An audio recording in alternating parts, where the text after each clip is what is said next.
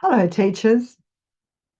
As you can see, I'm pretty crazy about children's literature. So I'm sitting here in the background with my very good friend and collaborator, Chu Ye, from Singapore, and we're sorting through a whole lot of books, looking for books that will be suitable for a workshop that we're running together. So I absolutely love children's literature, and I think Chu Ye probably loves it even more than I do.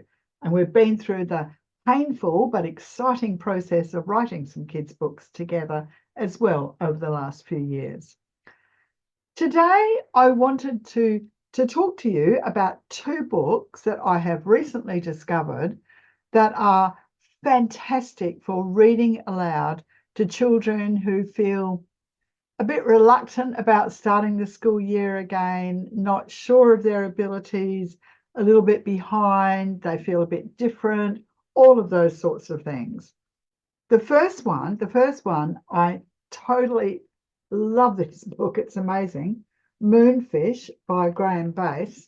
And Moonfish is all about a fish that is living with some parents under the sea and sort of realizes that he's different, that he looks different, that he's a different size, and that he doesn't fit. And it's all about him desperately trying to find out where he fits, where his place in the world is.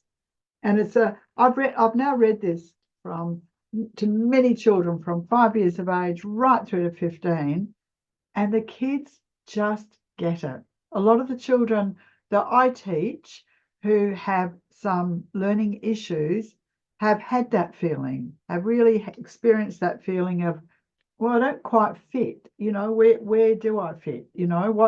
What can I do? Where do I fit with what I'm doing in the class, because I'm having so much trouble understanding what the teacher is talking about. And this is another one that has been so handy for me, Blue Flower by Sonia Hartnett. It's about a little girl starting school, and she's very unhappy about the whole process. So wonderful illustrations here from Gabriel Evans. But it just starts very simply. I wake up in the morning and I don't want to go to school. Other kids like school, or at least don't mind it much, but I never want to go to school. At school, you're supposed to have lots of friends, but I'm shy about making friends. And then it talks about, at school you run and jump and do things like that, you learn things, but I worry I'll go wrong. Sometimes our teacher tells us something, but I don't know what she means. I'm not chatty, I'm not fast or funny, I'm not bossy, I'm not loud, I'm not wild. Sometimes I think that even though I try my best, everyone is better than me. And this little girl is sitting there in the playground just wishing and visualizing and dreaming that her mum would come past and pick her up. And she's wishing that she could stay home. I wouldn't care if I was sick if it meant I could stay home. I'd lie in bed all day with my cat Piccolo. Everything would be peaceful, but I'm never sick. Do you know, I have children that I teach that, this is really sad, that just wish that they could get another bout of COVID so that they could have another week off school, because they're so unhappy, because they feel that they don't fit and they can't do the work that they're being given. But eventually she finds something that she's good at.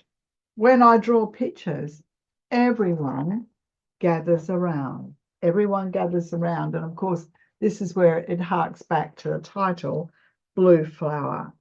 So it's all the things that she wants, that she's not good at, but she starts to find things that maybe she's okay at.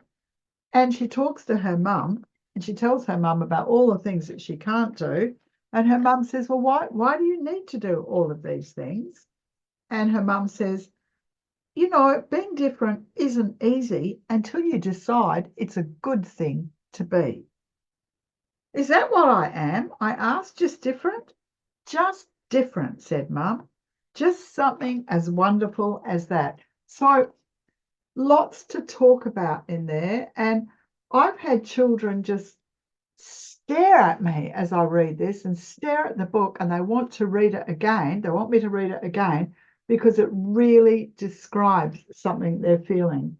And moonfish is another one. Moonfish is another one about finding your place, finding where you fit.